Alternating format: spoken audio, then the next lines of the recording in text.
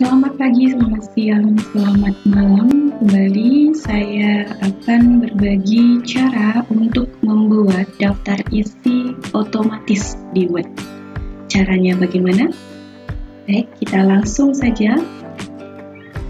Di lembar kerja saya sudah ada dokumen, teks dokumen yang akan kita buat daftar isinya. Ya. Oke. Ini ada sekitar 40 halaman. Nah, untuk awalnya kita buat dulu lembar yang akan kita jadikan daftar isi ya. Kita pindahkan ke bawah. Nah, oke, di halaman 1 ini nanti daftar isinya. Nah, caranya bagaimana? Nah, di sini kita akan memanfaatkan menu style. Menu style ini ada bermacam-macam ya, ada heading 1, normal, sub-emphasis, ya, sub-emphasis, heading 2 gitu ya, dan selanjutnya. Oke, bagaimana caranya? Kita langsung saja. Nah, namun sebelumnya kita mau menampilkan dulu nih navigasinya ya, yang akan membantu kita juga melihat ya, melihat hasil daripada penerapan style tadi ya. Oke, sekarang kita view ya, navigation pane. Nah, sebelah kiri sudah ada navigation pane-nya. Oke, sekarang kita mulai bab 1 ya, bab 1. Bab 1 ini kita arahkan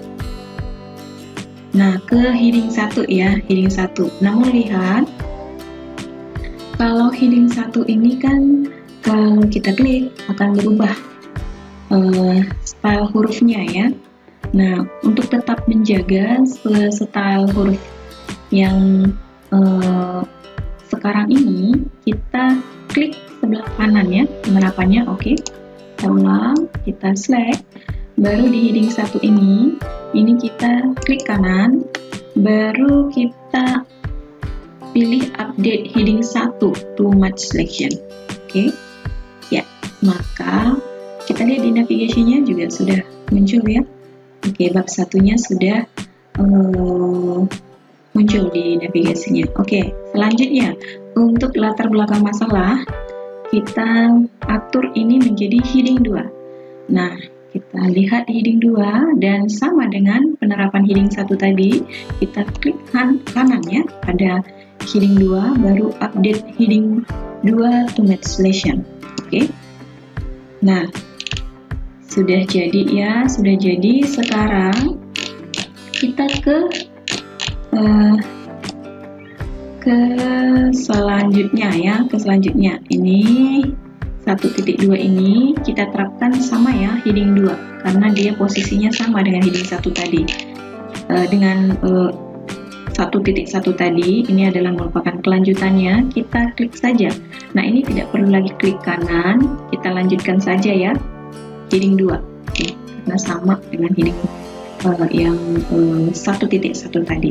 Dan selanjutnya 1.3 juga sama, heading 2. Oke, 1.4 heading 2 juga, 1.5 heading 2, 1.6 heading 2. Oke, bisa kita lihat ya di navigasinya. Nah, sekarang bab 2. Bab 2 ini kita klik ya. Kita klik, oke. Nah, di bab 2 ini kita terapkan heading 1. Heading 1 dan tidak perlu klik kanan lagi karena memang sudah ada format yang sama sebelumnya. Oke. Nah, untuk tinjauan literaturnya kita tetap menggunakan heading 2. Nah, lihat, kalau kita gunakan heading 2, kita langsung klik, apa yang terjadi? Kita lihat bahwa tinjauan literatur di sini melanjutkan urutan yang di atas tadi. Ya, jadi untuk ini kan kita tidak perlu melanjutkan ya, karena ini sudah berada di bab 2 dan akan diawali dengan 2.1 begitu ya. Nah, caranya kita klik kanan lagi ya, tetap kita buat update heading 2 to match selection ya. Nah, maka tidak akan berubah ya. 2.1 tetap ya. Nah, ini kita lanjutkan lagi. Tinjauan 2.2. Nah, ini 2.2 ini tetap kita gunakan heading 2. Nah, karena akan mengikuti yang di atasnya, tidak perlu klik kanan. Hanya klik saja ya. Nah, 2. Oke, sekarang kita sudah ke bab 3 ya. Ke bab 3. Nah, di bab 3 ini kita buat menjadi heading 1 lagi ya. Nah, metode penelitian ini heading 2, tetapi lihat bahwa bab 3 ini 3.1, bukan melanjutkan yang di atasnya, maka di heading 2-nya kita klik kanan, kita pilih update heading 2, Image Solution ya. Oke, lanjut, sorry.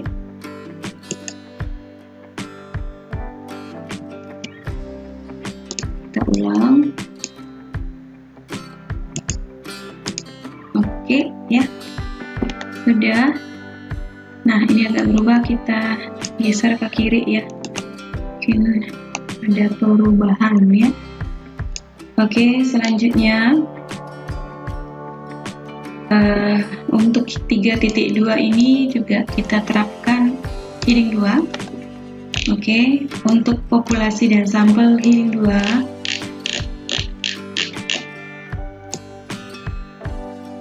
Variabel heading 2. Oke. Selanjutnya kita lihat teknik pengumpulan data juga heading 2.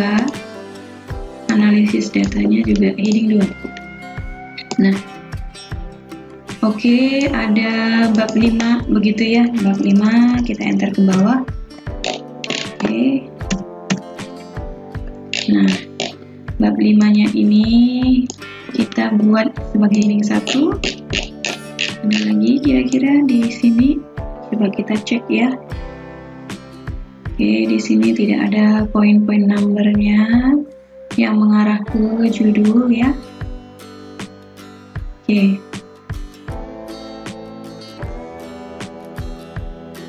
Kita cek seterusnya.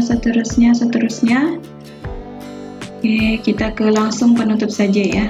Langsung penutup, kita enter dulu, kita buat di lembar yang baru. Oke. Nah, bab 4. Ini bab 4 kita juga buat sebagai heading 1. Oke.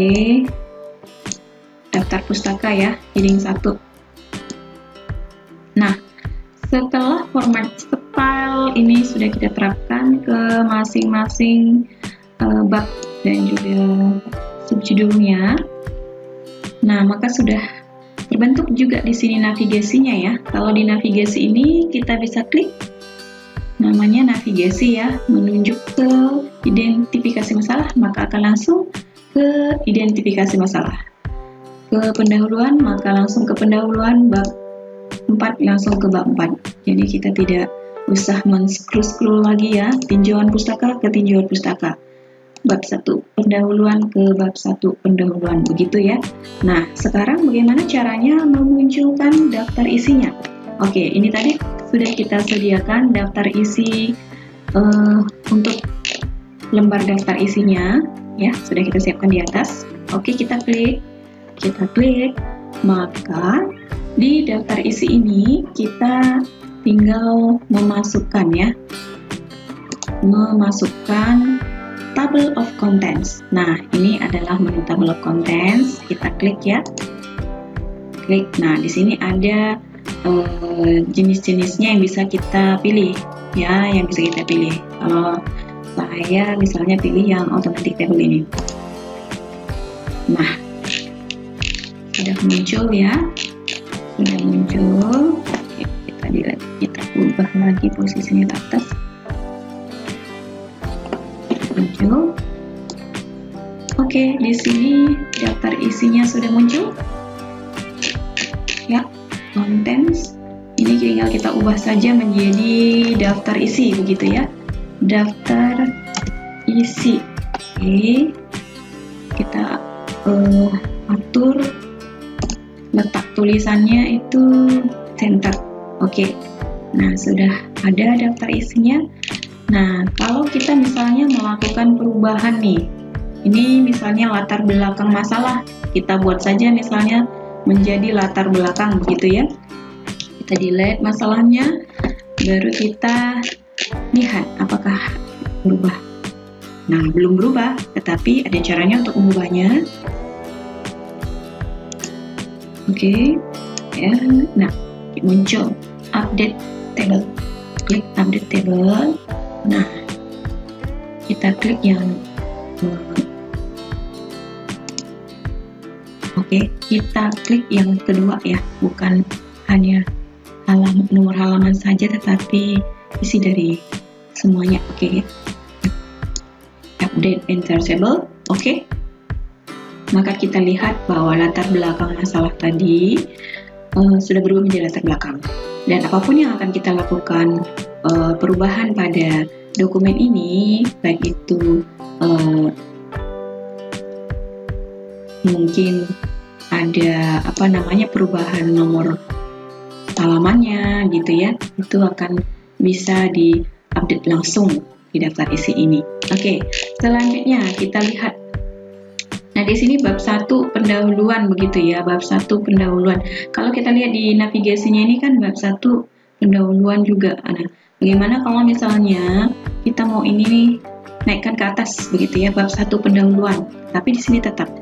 Nah, caranya kita buat misalnya seperti ini ya, Nah, di sini kan bab 1 pendahuluan, kita inginnya di navigasinya seperti ini. Namun di tulisannya itu dia seperti yang semula tadi ya, bab 1-nya di atas, di bawahnya pendahuluan. Gimana caranya supaya di sini tetap seperti ini, sedangkan di sini mengikuti format yang semula tadi. Kita kliklah dia di tengah tadi, baru kita aplikasikan yang namanya break ya, layout, break. Nah, ini kita aplikasikan yang namanya text wrapping. Maka dia akan ke bawah, tetapi kita lihat di navigasinya itu tetap. Terus di sini ada tinjauan pustakanya ya, tinjauan pustaka. Tinjauan pustaka sama ya, kita terapkan juga. Nah, kita klik breaks dan kita terapkan text wrappingnya tadi. Di sini tetap tinjauan pustaka 1 baris, sedangkan di sini 2 baris ya, tanpa mengubah. Nah, selanjutnya hasil penelitian dan pembahasan begitu ya. Ini sudah kita lihat. Nah, kita delete. Nah, kita jadikan 1 baris. Di sini juga 1 baris, namun kita ingin ubah ya, breaks text wrapping 2 baris, tetapi di sini tetap menjadi 1 baris. Saya kira itu saja. Semoga bermanfaat apa yang dibagikan pada tutorial kali ini. Sampai berjumpa kembali.